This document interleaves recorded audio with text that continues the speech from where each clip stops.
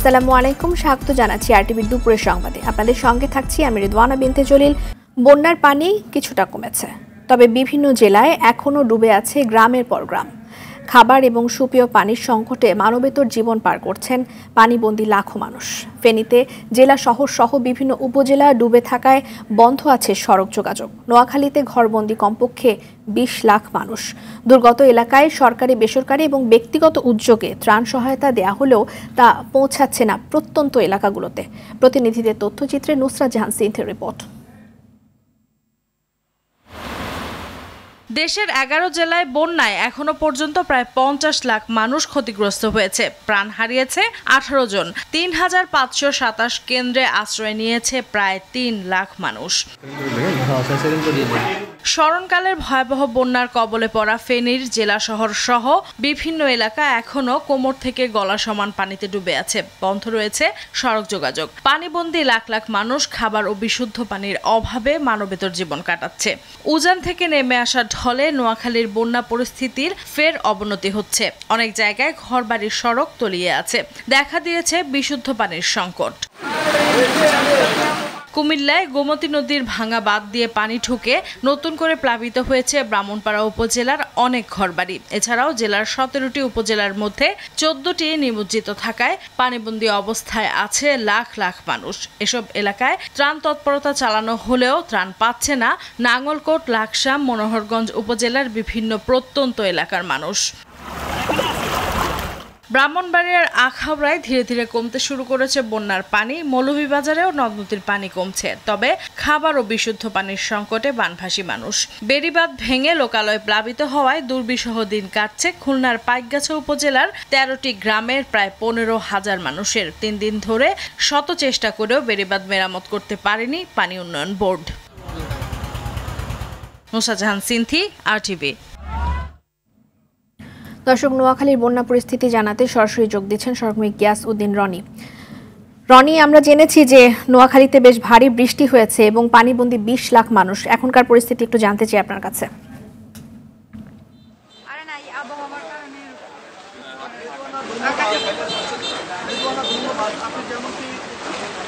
দশটা নাগাদ নোয়াখালীতে আবার বৃষ্টিপাত হয়েছে। এই বৃষ্টির কারণে নোয়াখালীর কিন্তু বন্যা পরিস্থিতি অবনতি হয়েছে পুনরায়।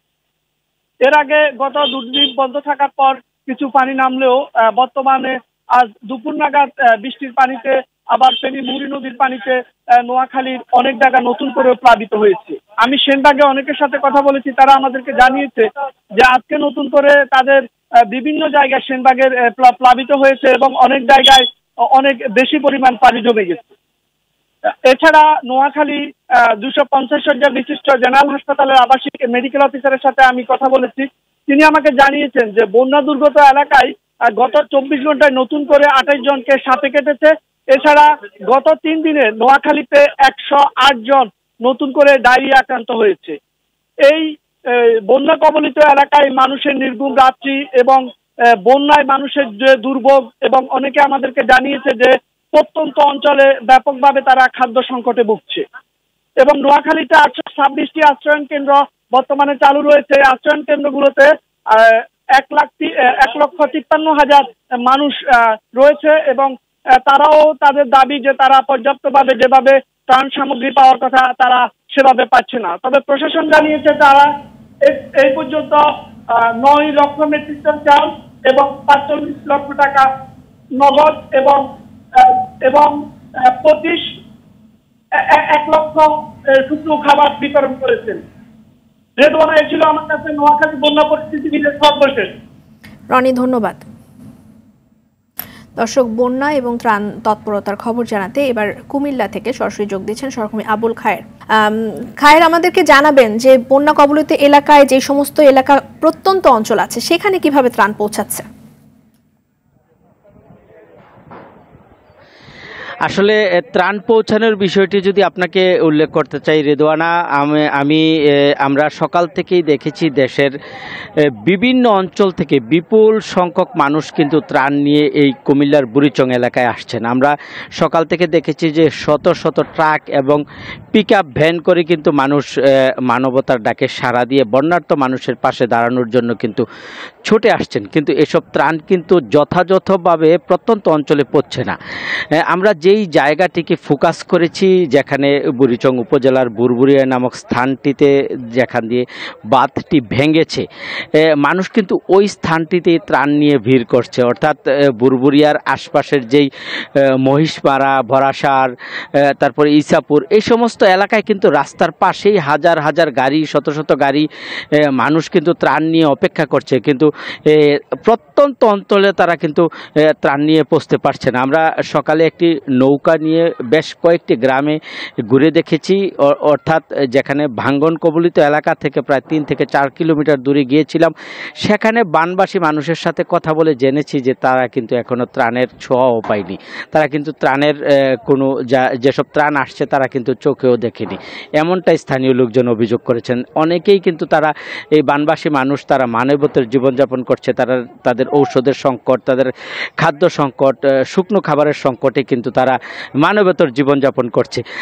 কিছু কিছু মানুষ অনেকটা ঝুঁকি নিয়ে কিন্তু প্রত্যন্ত অঞ্চলে গেলেও কিন্তু বিস্তীর্ণ এলাকা, শত শত গ্রাম, প্লাবিত গ্রামের মানুষ কিন্তু এই ত্রাণ পাচ্ছে না, এবং অর্থাৎ কোনো ধরনের সহযোগিতা পাচ্ছে না। আর পক্ষান্তরে আরেকটি বিষয় আপনাকে যদি উল্লেখ করতে চাই, যে যারা ত্রাণ নিচ্ছে রাস্তার পাশে দাঁড়িয়ে কিন্তু এক শ্রেণীর প্রতারক চক্র, তারা কিন্তু মানুষের কাছ থেকে ত্রাণ নিয়ে যাচ্ছে। অর্থাৎ এখানে যথাযথ গাইডলাইনের অভাবে এবং শৃঙ্খলার অভাবে কিন্তু তৃণমূল পর্যায়ে কিন্তু, অর্থাৎ দুর্গত এলাকায় কিন্তু ত্রাণ পৌঁছছে না। রেদওয়ানা, ত্রাণ সংক্রান্ত এই ছিল আমার কাছে নতুন খবর পরবর্তীতে থাকলে পরবর্তী সংবাদে আবার আপনার সাথে যুক্ত হব। ধন্যবাদ আপনাকে। নোয়াখালীতে বন্যায় ক্ষতিগ্রস্ত পরিবারের মাঝে ত্রাণ সামগ্রী বিতরণ করেছে জাতীয়তাবাদী কৃষক দল। সকাল থেকে বিএনপি চেয়ারপারসন বেগম খালেদা জিয়া এবং দলটির ভারপ্রাপ্ত চেয়ারম্যান তারেক রহমানের নির্দেশে নোয়াখালীর মাইজদি উপজেলায় 2000 পরিবারের মাঝে ত্রাণ সামগ্রী বিতরণ করা হয়। কৃষক দলের সভাপতি হাসান জাফির তুহিন বলেন, দুর্যোগের মধ্যে কৃষক দল বানভাসী মানুষের পাশে থাকবে। কৃষক দলের ভারপ্রাপ্ত সাধারণ সম্পাদক মোশাররফ হোসেন সহ অনেকে এ সময় উপস্থিত ছিলেন।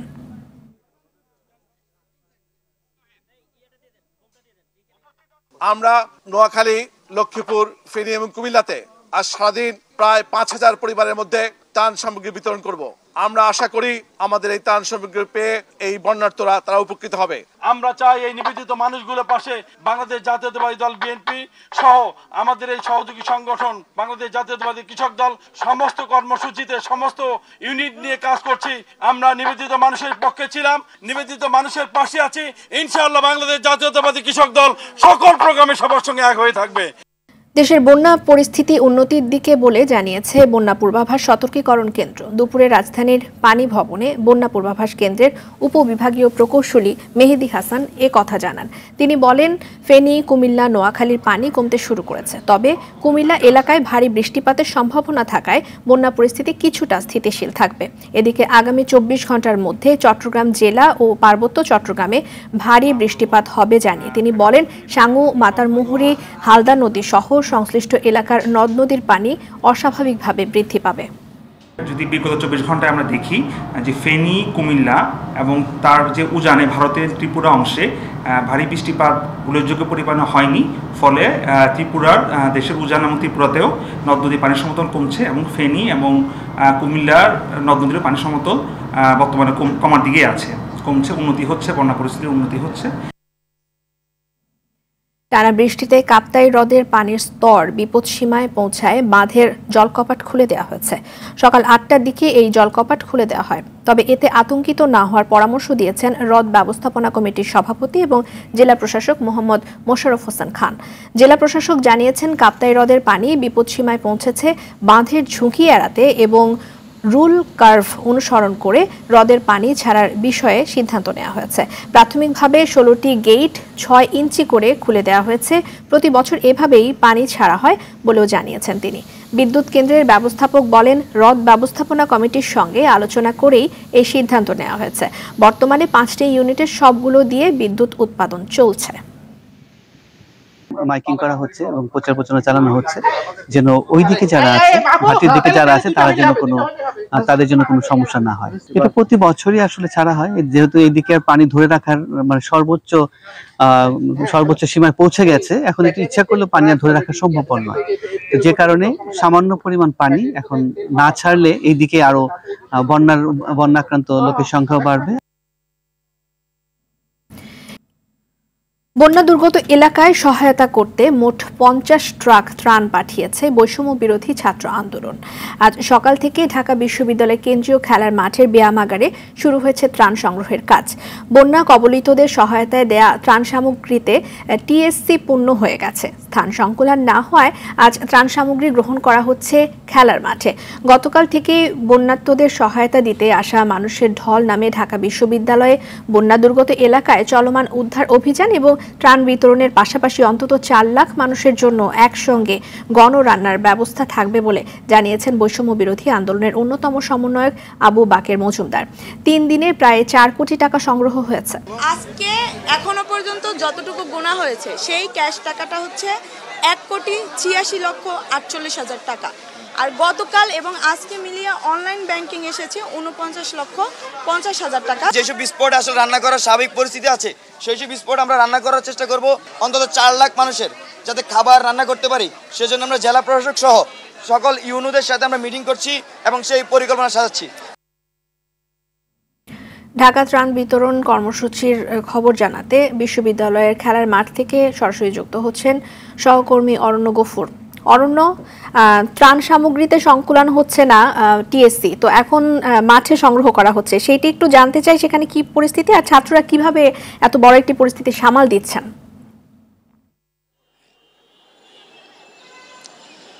রেদওয়ানা, আমি কিন্তু এখন রয়েছি ঢাকা বিশ্ববিদ্যালয়ের টিএসসি চত্বরে। কিছুক্ষণ আগে আমি ছিলাম ঢাকা বিশ্ববিদ্যালয় শারীরিক শিক্ষা কেন্দ্র খেলার মাঠ বা জিমনেশিয়ামে, এবং সেখানে হলো ত্রাণ নেওয়া হচ্ছে, তবে টিএসসিতে নেওয়া হচ্ছে মূলত নগদ অর্থ। সকাল থেকে আমরা স্পটে রয়েছি এবং আমরা ত্রাণের বহরগুলো দেখছিলাম যে বিভিন্নভাবে আসলে মানুষ আসছেন ত্রাণ দিতে, এবং প্রচুর পরিমাণে ত্রাণ কিন্তু জমা হচ্ছে নিয়মিত। বিশেষ করে অনেক বেশি পোশাক আশাক আসছে, যেটা বৈষম্য বিরোধী ছাত্র আন্দোলনের পক্ষ থেকে বলা হয়েছে আসলে পোশাক পর্যাপ্ত হয়ে গেছে, পোশাক আর লাগবে না, তার পরিবর্তে বরং নগদ টাকা বা বিদ্যুৎহীন এলাকার জন্য টর্চ লাইট বা চার্জার লাইট, এই জিনিসগুলো কিন্তু বেশি দরকার, এবং নগদ টাকাও দরকার। কারণ বন্যা পরবর্তী যে পুনর্বাসন হবে তখনও কিন্তু প্রচুর পরিমাণে অর্থের দরকার হবে। সেই বিষয়টি মাথায় রেখে কিন্তু বৈষম্য বিরোধী ছাত্র আন্দোলনের সমন্বয়করা, স্বেচ্ছাসেবীরা পরামর্শ দিচ্ছেন।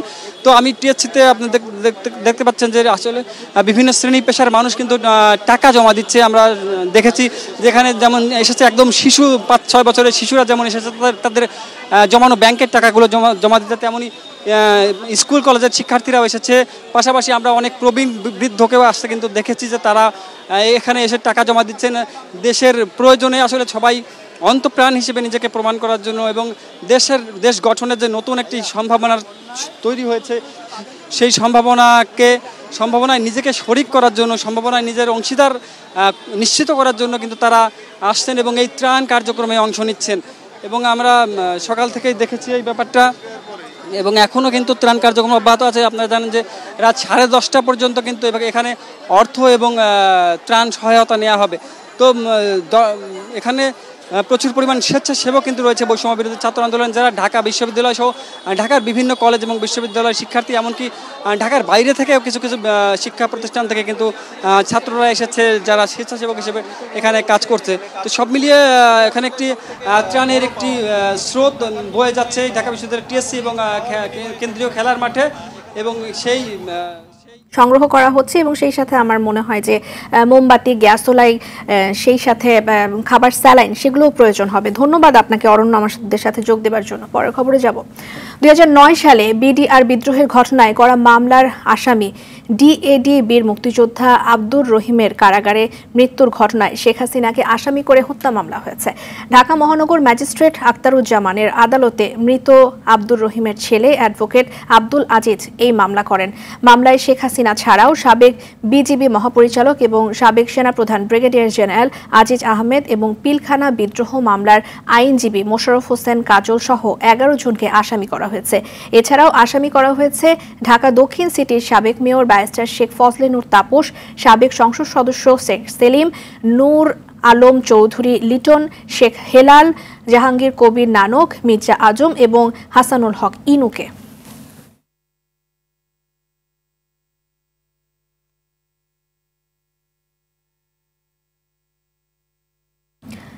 সাবেক বস্ত্র এবং পাট মন্ত্রী এবং গাজী গ্রুপের চেয়ারম্যান গোলাম দস্তগীর গাজীকে গ্রেফতার করেছে ডিবি পুলিশ।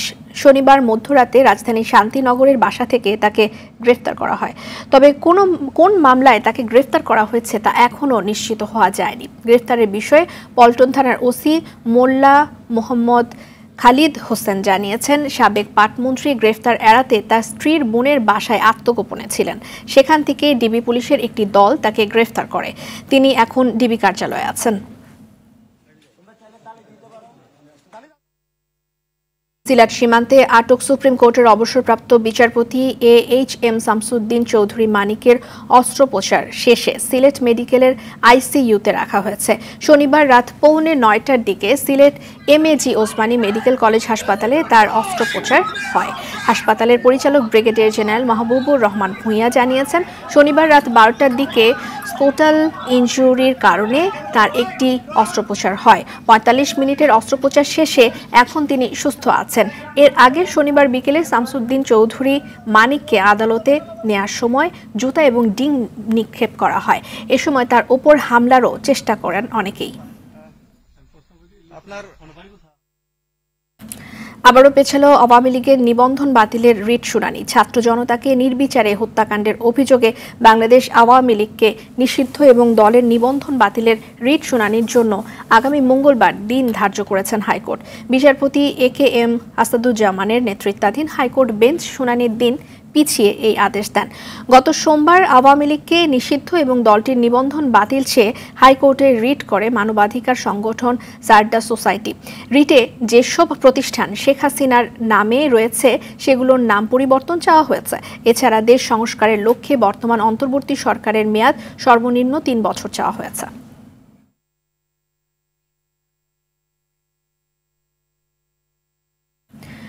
1991 সালের জানুয়ারি মাস থেকে 2024 সালের জুলাই পর্যন্ত রাষ্ট্রপতি সংবিধানের 49 অনুচ্ছেদের ক্ষমতা বলে কতজন কারাদণ্ড মওকুফ, দণ্ড স্থগিত বা হ্রাস করেছেন তার তালিকা প্রকাশ এবং প্রদানের জন্য লিগ্যাল নোটিশ পাঠানো হয়েছে। স্বরাষ্ট্র সচিব, আইন সচিব, মন্ত্রিপরিষদ সচিব এবং রাষ্ট্রপতির কার্যালয়ের সচিবকে এ নোটিশ পাঠানো হয়েছে। রোববার এ নোটিশ পাঠিয়েছেন সুপ্রিম কোর্টের আইনজীবী ব্যারিস্টার মোহাম্মদ ওমর ফারুক।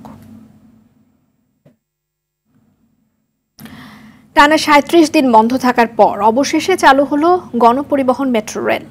সকাল 7টা থেকে চলাচল শুরু হয়। পুনরায় খুলে দেয়ায় উচ্ছ্বাস জানান সাধারণ মানুষ।